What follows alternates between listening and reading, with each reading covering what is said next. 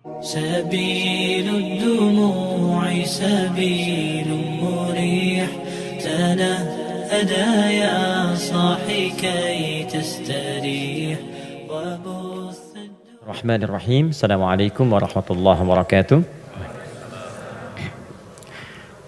الحمد لله والصلاة والسلام على رسول الله وعلى آله وصحبه ومن والاه وبعد.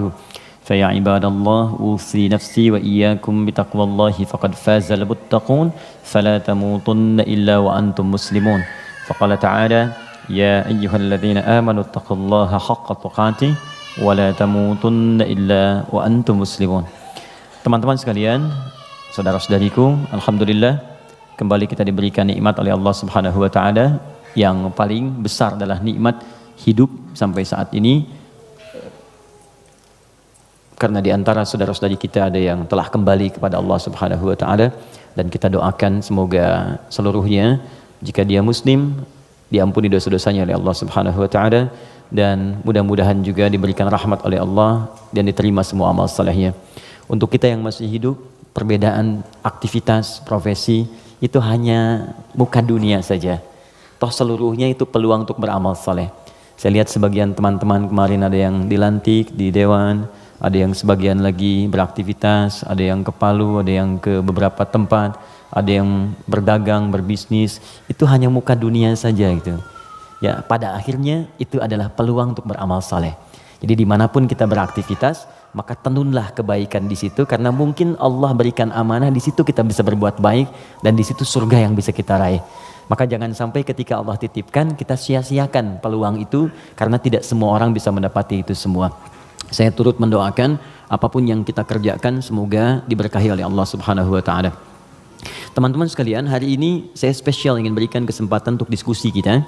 Kita tanya jawab hari ini supaya lebih luas dan ada jeda dulu dari apa yang kita bahas dari tema-tema yang lalu, sehingga barangkali temanya bisa lebih meluas untuk diskusi, dan persoalan-persoalan yang kita hadapi mungkin bisa lebih banyak di-share dan diberikan solusinya berdasarkan pandangan Al-Quran dan Sunnah Rasulullah SAW. Sebelum kita buka untuk diskusi ini, tadi dibacakan Al-Fatihah. Saya sedikit saja ingin share dari tinjauan ilmu Al-Qurannya. Al-Fatihah itu satu surat yang sangat istimewa di dalam Al-Quran. Semua punya keistimewaan surah Al-Quran tanpa kecuali. An-Nur itu surah cahaya. Jadi kalau teman-teman ingin dibimbing oleh Allah punya cahaya dalam hidup, ya cahaya dalam berperilaku, bagaimana Allah membimbing kita supaya pandangan kita dapat bimbingan dari Allah, pendengaran dapat bimbingan. Itu ada 10 bimbingan utama di surah An-Nur. Ada cahaya di alam kubur, itu surah Al-Mulk. Orang yang biasa senang baca surah Al-Mulk, nanti itu diberikan cahaya ketika dia masuk di alam kuburnya. Silakan kalau nggak percaya buktikan rajin Al-Mulk, nanti saat masuk ke alam kubur akan terasa gitu.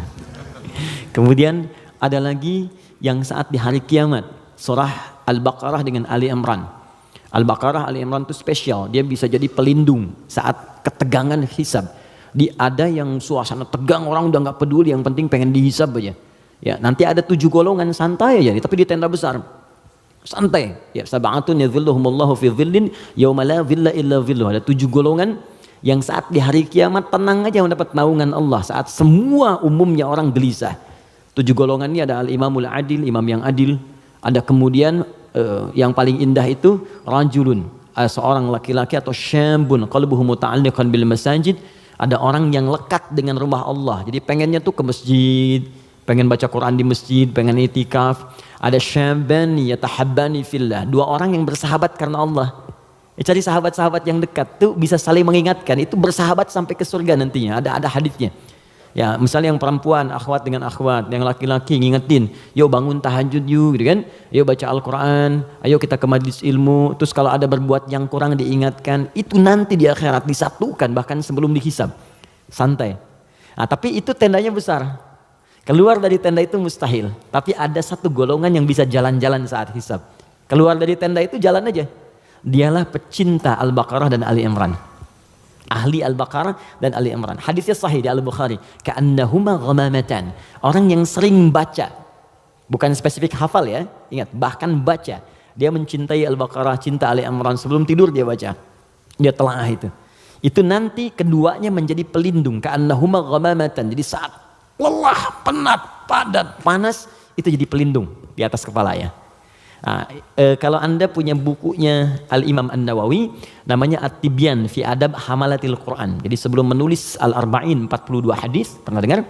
Ada Riyadus Shalihin 1896 hadis, beliau menulis namanya At-Tibyan fi Adab Hamalatil Quran. Bagaimana bercengkrama dengan Al-Quran, ada petunjuknya. Nanti ada di halaman 52 terbitan Darun Nafais paling kanan pertengahan. Itu dikisahkan orang yang senang sebelum tidur baca Al-Baqarah. Saking senangnya di kebiasaan. Dan itu saking dekatnya dengan surat itu, dia tertidur satu masa, belum sempat baca Al-Baqarah. Tiba-tiba dalam tidurnya kaget, dia bangun mimpi, terus tangannya tersenggol kawannya. Kawannya kaget, bangun juga, dia tanya, "Mas Bika, kenapa kamu begini?" Kata kawan yang tadi, "Wallahi ra'aitul fil manam laqad natahatnil Baqarah." Tadi saya di mimpi, di tidur saya mimpi, saya diseruduk Al-Baqarah. Al-Baqarah kan sapi betina gitu kan. Nah, diseruduk, bangun, kamu belum baca saya gitu. Nah, itu sampai begitunya gitu ya. Jadi kalau Allah sudah sayang dengan seorang hamba, terus dia dekat dengan Al-Quran, maka Al-Quran itu akan menjaga kita. Nah, Al-Fatihah dia spesial. Al-Fatihah itu kan ada alnya ya. Ya. Fatihah itu artinya pembuka. Oh, ini kelihatan? Belum saya tulis. Masya Allah, imannya kuat banget, belum ditulis udah kelihatan.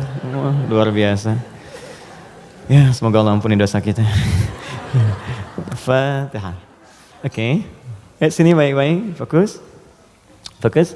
Fatihah itu artinya pembuka, bukan sekedar pembuka, tapi pembuka semua ragam kebaikan.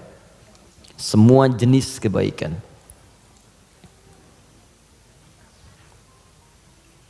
Nah, sebelum ada kalimat Fatihah ini masuk alif lam. Kalau kita belajar gramatikal bahasa Arab di ilmu nahwu khususnya, ya ilmu nahwu. Jadi ada 4 turunan bahasa Arab itu. Jadi ada nahwu, ada sharaf, kemudian sharaf 12 turunannya, ada balaghah 3 turunannya. Ada ma'ani, bayan, badi'. Ma'ani itu untuk memilih kata sehingga diksinya tepat untuk diungkapkan. Kayak kita mau bicara ke orang dewasa dengan anak kecil, anak muda beda kan? Bahasa milenial dengan bahasa yang senior lain ya. Nah, itu ma'ani. Bayan cara mengungkapkannya supaya jelas. Badi untuk memperindah kalimat supaya nyaman diterima. Jadi kalau kita mengajar seperti orang tidak tergurui, memerintahkan tidak tersinggung untuk kemudian diarahkan. Itu badi ya namanya. Sama kayak Anda memuji, saling puji ya. Kamu cantik deh, itu biasa. Tapi kalau kita katakan rembulan pun kalah oleh pesonamu saat ini, itu badi namanya. Silakan bikin status. Arud. Yang terakhir arud. Arud itu sebetulnya ilmu untuk bikin puisi di Arab. Ada 16 rumusnya. 16. Jadi disebut bahar namanya. Ada tawil, tawilun lahulun al-buhuri fadailu fa'ulun mafa'ilun fa'ulun mafa'ilu. Ada rajaz. Ya, mustaf'ilun mustaf'ilun mustaf'ilun mustaf'ilun mustaf'ilun mustaf'ilun sautus safiril bulbuli hayyaja qalbi thamili al-ma'u wa zahrum ma'a zahri lahdil muqali fa anta yasali dari wa sayyidi wa maulali fa kam tayyibuli ghuzailun uqayqali qataftuhu min wadatin fi hadha ar-rajuli fa qala la la la faqad ghada muharwili wal walad wali wali ya wailali fa qultu la tuwalwili fa bayyinu lu'lu ali qalat lahu hina kadha in radidul muqali kahatan ka khailali tabtabitam tabtabuli. Coba diulang. Itu orang Arab. Cuma nanti belakangan itu bisa jadi rumus untuk bisa membedakan cara baca Quran dengan cara bacaan di luar Quran. Bisa. Di puisi itu kan puisi Arab ada qasidah namanya. Ya qasidah itu asalnya bukan yang pakai rebana, bukan. Ya qasidah itu kalau puisi ada 7 bait disebut qasidah. Misal rumusnya madid, mufa'alatun fa'ilatun tala'al badru alaina min thaniyatil wada', itu asalnya qasidah. Dari bait puisi rumusnya madid. Ya, tapi orang jahiliyah dulu pun saat masuk Islam itu nggak pernah baca Quran dengan langgam-langgam ini. Ya, pernah ada riwayat sampai Nabi misalnya imam baca Quran dengan madid. Ya, tala'al badru alaina wadduha wal laili idza saja. Kan enggak kan? Jadi sejahiliyah-jahiliyah mereka pun itu nggak pernah digunakan langgam ini untuk baca Al-Quran karena memang beda. Jadi kaidah makanya nggak bisa musik misalnya sekarang lagunya dipakai untuk baca Quran itu nggak bisa karena beda ininya frekuensinya lain. Nggak ada kan imam baca sekarang iyyaka na'budu wa iyyaka nasta'in, nggak ada kan? Ya bisa sih bisa cuman enggak gitu ya. kan nggak enak kedengarannya. Nah, itu ilmunya arud namanya. Dan ini ilmu bisa digunakan untuk mengukur pahala yang diberikan oleh Allah. Nanti lain waktu kita bahas. Nah, di ilmu nahwu ada al. Al ini punya dua arti secara umum. Satu disebut ta'rif, ma'rifat. Ma'rifat. Ma'rifat. Yaitu huruf yang ketika melekat pada kalimat menunjukkan sesuatu yang khusus, spesifik. Kalau di bahasa Inggris, the mungkin ya, artikel the, car, mobil, umum. The car, yang ini nih, bukan yang lain. Pen, umum. The pen, yang ini, bukan yang lain. Nah, itu dalam bahasa Arab al namanya. Jadi kalau ada al, yang dimaksud yang ini, khusus, spesifik, bukan yang lain. Al pertama yang melekat pada Al-Fatihah, berfungsi ma'rifah, menunjukkan sesuatu yang khusus. Surah ini adalah surah pembuka yang sangat khusus. Karena dia disusun khusus untuk membuka surah-surah dalam Al-Quran. Jelas? Semua ayat Quran itu baik. Dan pembuka kebaikan di ayat-ayat Quran disebut dengan Al-Fatihah. Jadi kalau Anda belajar Al-Fatihah dengan baik, maka Anda akan temukan bahwa surah ini khusus ditempatkan membuka untuk semua untayan ayat-ayat Al-Quran. Yang kedua, Al di sini kenapa disebut Al-Fatihah? Karena surah ini khusus ditempatkan untuk membuka bacaan dalam sholat.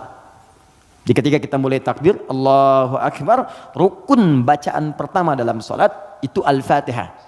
Jadi kalau bapak, ibu, teman-teman, ikhwan, akhwat tidak baca iftitah, itu sholatnya masih sah. Karena sunnah hukumnya.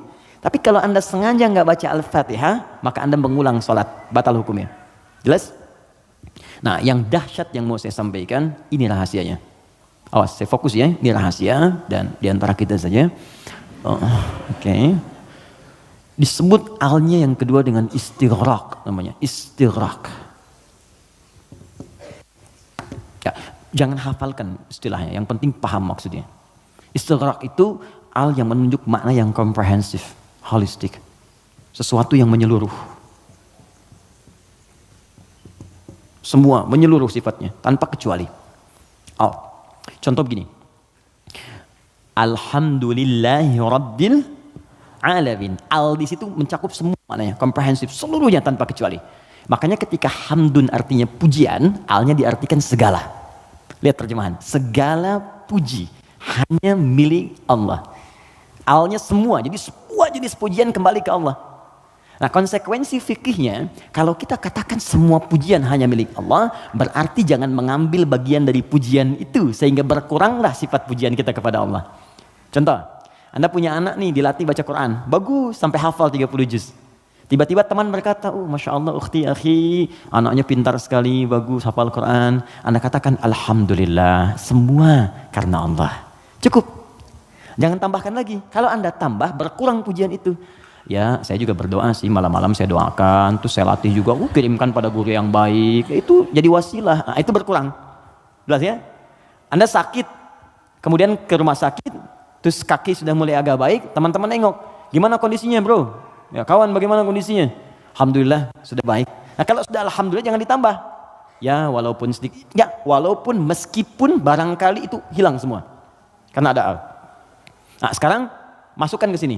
Tadi teman kita baca Al-Fatihah, fungsi yang kedua, dia ini. Istighraq menunjuk pada makna semua tanpa kecuali. Kalau digabungkan dengan makna ini rahasianya. Pembuka jenis kebaikan. Masuk al di sini. Maka surah Al-Fatihah, seluruh ayatnya, kalau dipelajari dengan benar dan diamalkan, dia akan membuka semua jenis kebaikan yang diharapkan dalam hidup. Orang ingin sukses, pelajari Al-Fatihah, maka akan dibuka kesuksesan. Ada yang sakit, ingin mendapat kesembuhan cepat, pelajari Al-Fatihah. Di situ ada rahasia bagaimana mendapatkan kesembuhan cepat dari Allah. Orang ingin rezeki, ingin ilmu, pelajari Al-Fatihah. Maka di situ ada nilai-nilai kebaikan yang cepat dibuka. Makanya satu-satunya surah dalam Al-Quran yang banyak namanya sesuai dengan objek kebaikannya hanya Al-Fatihah. Dia disebut Asy-Syifa karena di dalamnya ada kandungan untuk mempercepat datangnya kesembuhan dari Allah. Ada kepala suku di Arab dulu tersengat kalajengking Arab. Racun masuk ke dalam sampai sekarat. Secara medis nggak bisa, semua angkat tangan. Datang rombongan sahabat, Tang tadinya mampir ditolak, kemudian dikejar. Ada enggak yang bisa menyembuhkan di antara kalian? Satu orang mengangkat tangan. Kata orang ini, insya Allah, bukan saya akan sembuhkan, kalau Allah berkehendak. Dibawa orang ini, kemudian menghadap pada kepala suku tadi, dilihat kondisinya, dibacakan Al-Fatihah. Hanya sekali baca. Tidak diulang, tanpa wasilah apapun, begitu dibacakan, selesai baca, sembuh orangnya. Nah ini pembuka semua jenis, makanya dalam setiap keadaan seringkali dibaca Al-Fatihah, Fatihah, Al-Fatihah. Tapi persoalannya, kok orang dulu bisa sekali baca sembuh, orang sekarang ratusan ribuan kali nggak sembuh-sembuh gitu. Persoalannya apa? Nah rahasia Al-Fatihah ada di ayat kelimanya. Ini yang mau saya sampaikan, ini hadis qudsi di sini. Ya. Ayat kelima, yuk kalau kita hitung dari Bismillah, Bismillahirrahmanirrahim, Alhamdulillahirabbil alamin, Arrahmanirrahim, Maliki yaumiddin. Kelima, Iyyaka na'budu wa iyyaka nasta'in. Saya bacakan hadis qudsinya, ini yang mengiringi ayat ini saat diturunkan. An Abi Hurairah radhiyallahu taala anhu qala, dari riwayat sahabat Abu Hurairah semoga Allah meridhai kepadanya, qala Rasulullah sallallahu alaihi wasallam, saya mendengar Rasulullah sallallahu alaihi wasallam berkata, qala Allah azza wa jalla, kata Nabi, saya mendengar Allah menyampaikan di hadis qudsi, qasamtu shalah baini wa baina abdi, saya bagi salat kepada dua bagian antara aku dengan hambaku, wali abdi ma sa'al, dan kalau hambaku benar menunaikan tugasnya, maka aku akan kabulkan apapun yang ia minta pada saat itu. Nah ketika menyebut kalimat salat, ternyata yang disebut Al-Fatihah. Idza qala al-'abdu, jika seorang hamba benar membaca Alhamdulillahi rabbil alamin, qala Allah azza wa jalla, maka Allah akan menjawab, hamadani abdi, hambaku sedang memujiku sekarang. Idza qala al-'abdu ar-rahmanir rahim, jika seorang hamba berkata ar-rahmanir rahim, qala Allah azza wa jalla, Allah menjawab, asna alayya abdi, hambaku sedang menyanjungku sekarang. Idza qala al-'abdu maliki yaumiddin, jika hamba membaca maliki yaumiddin, qala Allah azza wa jalla majjadani abdi, maka Allah langsung menjawab, hambaku sedang mengagungkanku sekarang. Gini, maksud kalimat ini di pembuka yang 4 ini, kata para ahli hadis, salah satunya ingin memberikan gambaran kepada kita bahwa setiap beraktivitas rasakan kita dipersaksikan oleh Allah. Itu poinnya. Saya ulang ya. Kalau Anda ingin mendapatkan janji dari kemuliaan Al-Fatihah ini, maka rumus yang pertama, kata para pakar hadis, rasakan setiap kali kita berinteraksi, sekalipun hanya berkata itu, rasakan Allah mengawasi kita. Itu yang disebut ihsan namanya. Apa namanya? Ihsan. Itu ada di hadis Muslim, nomor hadis yang ke-8, paling kiri sebelah atas. Hadis Muslim. Nomor hadis yang ke-8. Di Al-Arba'in, nomor hadis yang kedua. Riwayat Umar bin Khattab. Ihsan an ta'budallaha ka'annaka tarah fa illam takun tarahu fa innahu yarak. Perhatikan baik-baik. Anda jadikan, kata Nabi, ini rumus cepatnya, kalau semua hidup ingin dimudahkan oleh Allah, semua ingin dibuka kebaikannya, maka pertama jadikan semua aktivitas kita sebagai ibadah. Itu poinnya. Yuk teman-teman yang kerja, niatkan ibadah. Kalau Anda cuma kerja aja, jangankan Anda, yang belum beriman pun kerja juga. Coba cek. Anda bisnis, dia bisnis. Bisnisnya sama dengan Anda. Anda kerja, dia kerja. Kerjanya sama dengan Anda. Di kantor yang sama, jamnya sama, pekerjaannya sama. Dia belum beriman, Anda beriman. Pertanyaan saya, yang membedakan iman Anda dengan dia yang belum beriman apa? Maka kata Nabi, mesti ada bedanya. Bedanya itu adalah, jadikan pekerjaan kita diniatkan ibadah.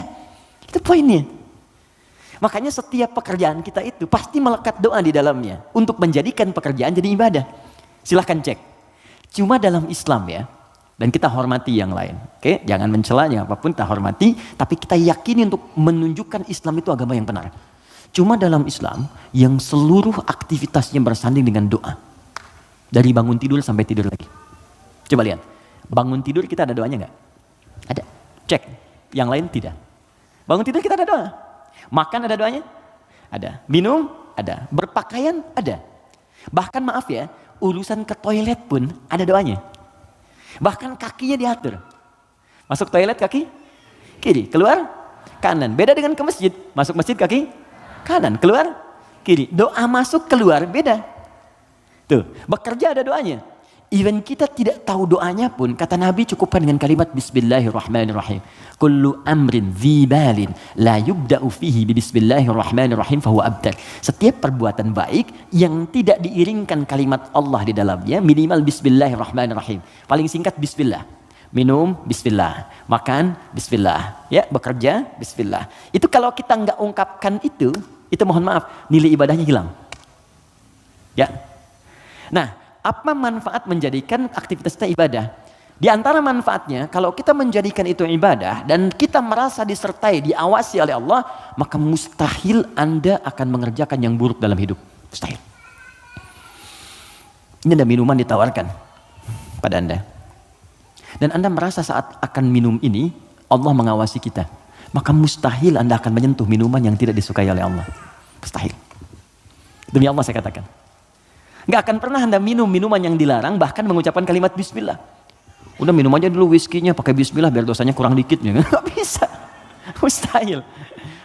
Nggak akan Anda sentuh. Pekerjaan juga begitu. Ya, kaki, tangan, teman-teman yang tugas di dewan, nggak akan nyusun anggaran macam-macam. Kenapa? Karena merasa Allah lihat. Gak mungkin Anda tanda tangan sesuatu, sementara Anda merasa disaksikan Allah. Dan Anda tanda tangan pada yang buruk, mustahil. Oh tapi kan fee-nya besar nih proyeknya.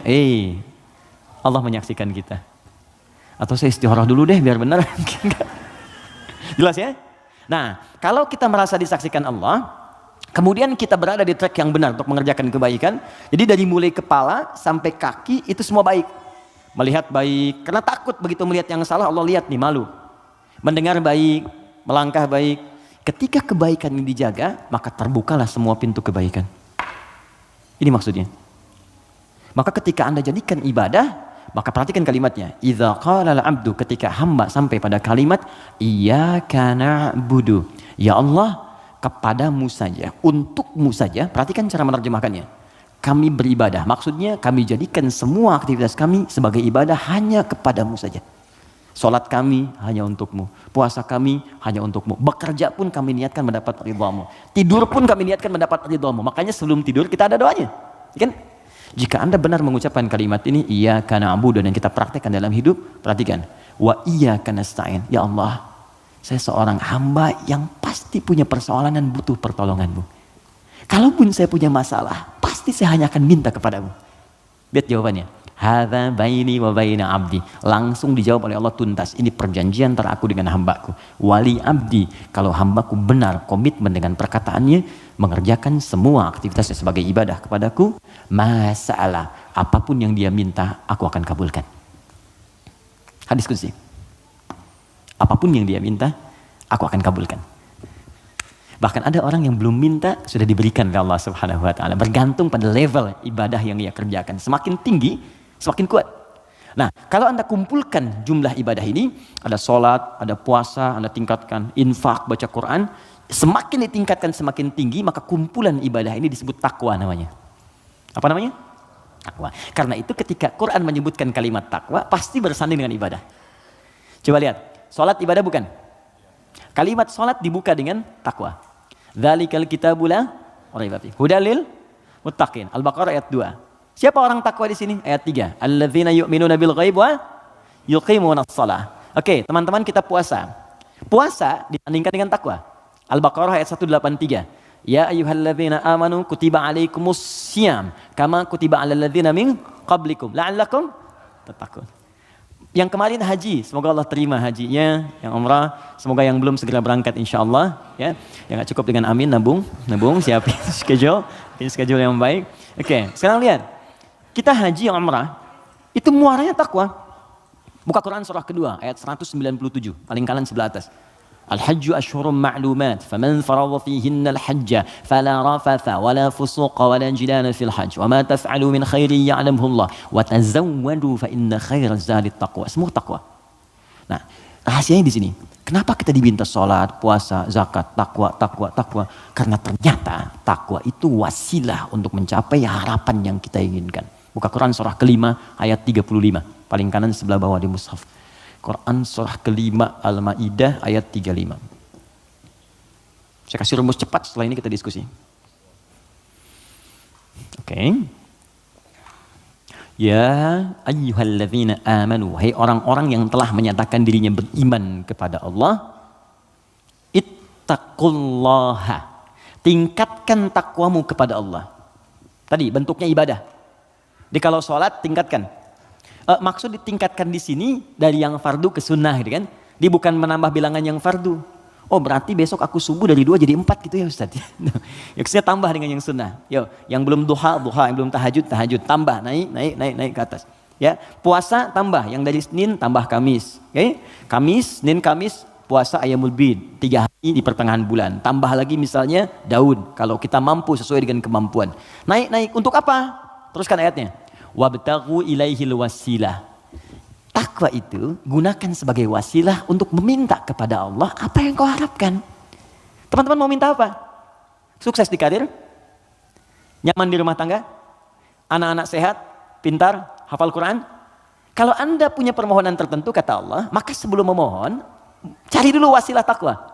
Beramal dulu. Dan niatkan amalan itu untuk mewujudkan apa yang ingin Anda mohonkan tadi. Itu rumus. Makanya banyak orang yang mengerjakan ibadah itu diisi dengan doa permohonan. Puncaknya sholat. Makanya sholat disebut sholat karena banyak doa di dalamnya. Coba lihat, waktu kita diminta sholat. Mu'adzan itu pengumumannya, kan itu membuat kalimat bukan cuma sholat. Saya tanya sebentar, yang pengen sukses boleh angkat tangan siapa? Oke. Yeah, it's happening. Oke, yang pengen bahagia? Baik. Yang pengen sukses tapi nggak bahagia? Pilih mana? Sukses tapi nggak bahagia atau bahagia nggak sukses? Tidak ada pilihan ketiga dan nggak usah milih. Ini saya satu dulu. Oke, kalau Anda ingin keduanya, sukses dan bahagia, namanya falah di bahasa Arab. Apa namanya? Falahun. Kalau Anda genggam itu, digenggam dan nggak mau Anda lepas, maka disebut aflah namanya. Aflah. Oke, sekarang lihat sini. Teman-teman masih ingat setiap hari kita sholat kan? Sebelum kita sholat ada tanda waktu sholat telah tiba. Apa tandanya? Adzan. Yuk kita lihat suara adzan. Begitu Allahu Akbar sampai ke kalimat hayya 'alas shalah. Ayo sholat. Terus Anda bertanya, kenapa saya sholat ya Allah? Kata Allah, saya nggak butuh sholatmu. Kamu nggak sholat pun tidak akan menurunkan statusnya sebagai Tuhan. Cuman kamu butuh dengan sholat itu wasilah untuk minta kepadaku. Kamu sholat hayya 'alas shalah karena kamu ingin dapat falah. Maka dalam suara adzan setelah hayya 'alas shalah apa kalimatnya? Hayya 'alal falah. Kalau sudah digenggam itu aflah namanya. Kata Allah, orang beriman pasti menggenggam kesuksesan. Itu pasti. Jadi kalau orang beriman sukses itu nggak aneh. Yang aneh itu beriman tapi nggak sukses. Aneh itu. Pasti ada yang kurang menerapkan nilai keimanannya. Makanya Allah turunkan surat orang beriman yang sukses itu. Quran surah ke-23. Al-Mu'minun. Perhatikan pembuka ayatnya. Qad aflahal mu'minun. Aflah. Kata Allah, orang beriman itu semuanya tanpa kecuali pasti akan menggenggam kesuksesan dan kebahagiaan dalam hidupnya. Walaupun definisi sukses itu bisa beda-beda. Bagi si fulan ketika aku mencapai posisi ini, bagi yang lain di sini pun aku sudah sukses. Ya, bahagia juga bisa lain-lain.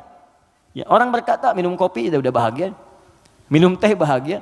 Bahagia itu begini, bahagia itu seperti ini. Tapi Quran tuh memberikan yang pasti gitu. Karena semua manusia itu relatif. Kata Allah, kalau engkau ingin menggenggam kebahagiaan itu, maka ini amalannya. Alladzina hum fi salatihim khashi'un, salat. Alladzina hum lizakati fa'ilun, zakat. Karena itu ketika teman-teman saya, kita, Anda, kita semua diminta ibadah, maka cara berpikirnya jangan jadikan beban. Kalau jadi beban capek Anda. Suruh tahajud, capek ya, malas. Tapi kalau cara berpikirnya adalah mendapatkan apa yang kita harapkan, nih Allah janjikan, dikabulkan doa, dikasih kemudahan. Kalau cara berpikirnya ke situ, maka kita akan semangat bahkan menunggu ibadah itu tiba waktunya. Jelas?